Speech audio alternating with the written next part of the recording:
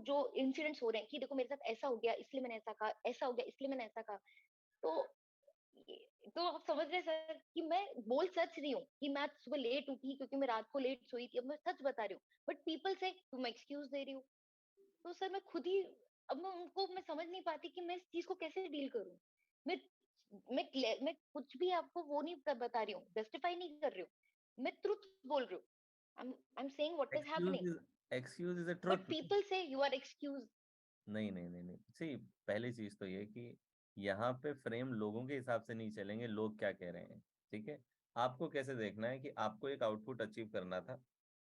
यहाँ पे हर चीज एक कॉन्टेक्स्ट आपको देखना जरूरी है। यहाँ पे लोग कह रहे हैं एक्सक्यूज, उससे मतलब नहीं है। लोग अपना लेबल दे सकते हैं किसी को भी, ठीक है, वो किसी को भी दें। लेकिन आपको आपको ये देखना है कि मैंने ये आउटपुट चाहिए था, और इस आउटपुट तक पहुंचने के रास्ते में मैंने क्या चीज है जो कि रोकी है, क्या बहाना बनाया है मैंने। या फिर इस सिचुएशन में जब मैं परेशान हूं तो मैं कौन से फ्रेम के अंदर हूँ। क्या मैं कोई एक्सक्यूज बनाया है मैंने, या फिर मैं ब्लेम कर रही हूँ। ये क्लियर कट ब्लेम का है कि आप यहाँ पे क्या कर रही हो, यू आर ब्लेमिंग देम, कि they are telling it as an excuse. यही तो कह रहे हो।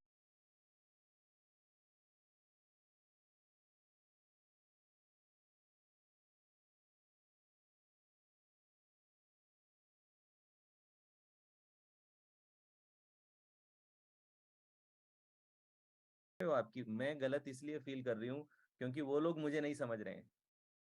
वो लोग नहीं समझ रहे हैं ना तुम्हें।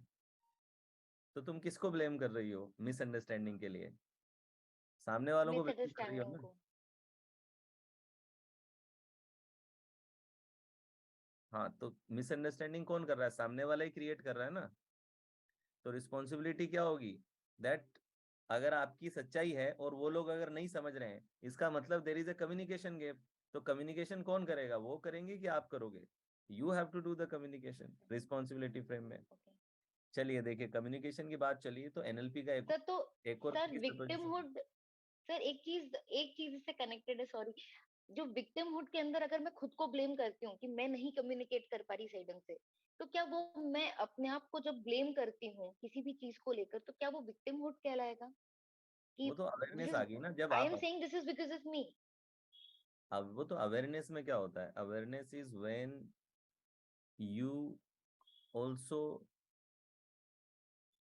Take in to account your role in the communication, या फिर your role in the problem. ठीक है, जब आप अपना रोल भी ले रहे हो तो if you are blaming your self, it means you are in awareness state, not in victimhood ना।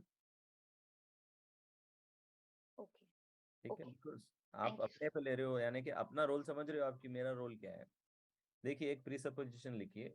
जैसे ऐसे केसेस कई बार आते हैं मिसअंडरस्टैंडिंग, और माँ बाप के बीच में आते हैं, पति पत्नी के बीच में आते हैं। सर मैं कितना भी समझा लूँ वो समझता ही नहीं है। ठीक है, तो इसमें देखें, एक प्रीसपोजिशन है एनएलपी का, that meaning of communication is the response you get.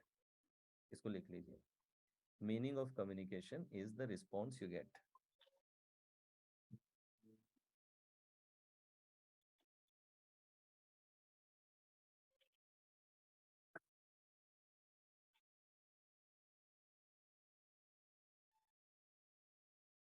ठीक है, इसका मतलब कौन बताएगा मुझे? चैट बॉक्स में लिखें, meaning of communication is the response you get. इसका मतलब ये हुआ सर। कि कम्युनिकेशन तभी पूरा होता है जब अपन नहीं, बोलते हैं और सामने से फीडबैक आता है। नहीं, सामने से जो रिस्पॉन्स आ रहा है वही आपने कम्युनिकेट किया है। Meaning of communication is the response you get. यानी कि आपने अगर कुछ, सपोज सेल सिचुएशन है, आपने कुछ कम्युनिकेट किया अपने प्रोडक्ट के बारे में, और अगर सामने वाले बंदे ने उसे नहीं खरीदा है, तो जो रिस्पॉन्स आया है वही कम्युनिकेट हुआ है। यानी कि आपको सामने वाले बंदे को ब्लेम करने के बजाय you need to change your communication. आप इस प्री सपोजिशन में रहेंगे तो आप हमेशा कम्युनिकेशन की रिस्पॉन्सिबिलिटी खुद पे लेके चलेंगे। समझ गए आप? तो सपोज कि आपने जाकर के बच्चे को समझाया है कि बेटा ये चॉकलेट नहीं खाओ, लेकिन बच्चे ने जिद करके फिर भी खा रहा है। तो आप ये नहीं कह सकते कि बच्चा बेकार है मेरा इसलिए ऐसा हो रहा है, but you have to change your communication. ठीक है। सो ऑलवेज एनएलपी का ये प्री सपोजिशन है। देखिए प्री सपोजिशन का मतलब क्या है, ये कोई फैक्ट तो नहीं है कि इसको चैलेंज नहीं किया जा सकता। ठीक है, इसको आप चैलेंज कर सकते हैं, लेकिन प्री सपोजिशन कहती है कि आप इसको मान के चलें और इसको अपनी लाइफ में इंटीग्रेट करके देखें, and if it works for you then keep it. तो प्री सपोजिशन मतलब क्या हुआ कि मैंने आपसे कहा कि अहमदाबाद से सूरत जाने का ये रास्ता है, मैं जाकर के आया हूँ। ठीक है, बट मैं वहां पे आपको कोई प्रूफ नहीं दे सकता हूँ उस चीज का, क्योंकि ना मेरे पास में जीपीएस है, कुछ भी नहीं है।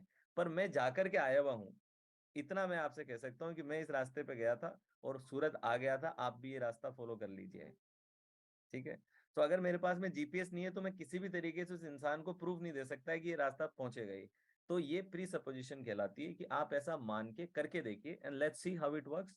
तो अगर आप अहमदाबाद से सूरत चलते हैं, आप चल के देख लीजिए, अगर आप पहुंच जाते हैं तो फिर फ्यूचर में बार बार उस रास्ते को यूज कीजिएगा। ठीक है। सो meaning of communication is the response you get. इसको एग्जाम्पल देता हूँ तो आपको बहुत अच्छे से क्लियर होगा। मदर्स डे चल रहा है तो चलो एक मदर का एग्जांपल लेते हैं कि सपोज मैं अपनी मम्मी के पास में जाता हूँ और मेरी मदर जो है वो पढ़ी लिखी नहीं है, गांव के बैकग्राउंड से, तो 5वीं क्लास तक ही पढ़ी है, 5th क्लास तक पढ़ी है सिर्फ। तो सपोज मैं मम्मी के पास में जाकर के उन्हें कहता हूँ कि सेकेंड लॉ ऑफ थर्मोडायनेमिक्स है, heat radiated by any object is directly proportional to its surface area.